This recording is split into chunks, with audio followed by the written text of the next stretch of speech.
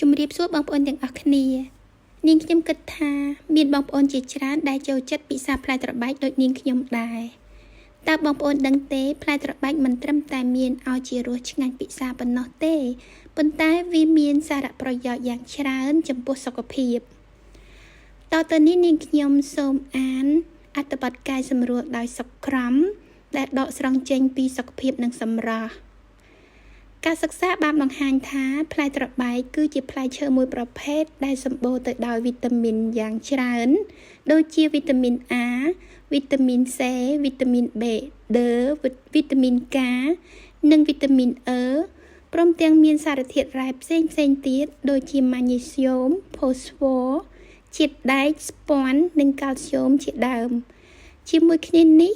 ផ្លែត្របែកថែមទាំងមានផ្ទុកនូវសារធាតុលីកូពីនដែលជាសារធាតុម្យ៉ាងជួយទប់ស្កាត់ការលូតលាស់នៃកោសិកាមហារីកសុដិន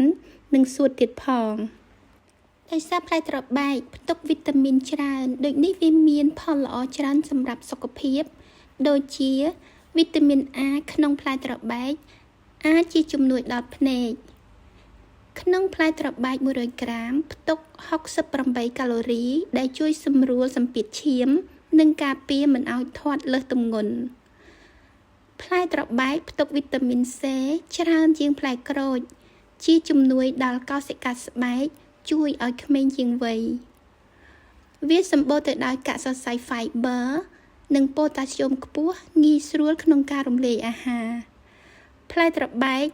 ផ្ទុកជាតិសរសៃច្រើនជាងផ្លែប៉ោមផ្លែអាព្រីកូតនិងចេកវាជំរុញឲ្យមានការបញ្ចុះសារធាតុ cholesterol បានល្អប្រសើរ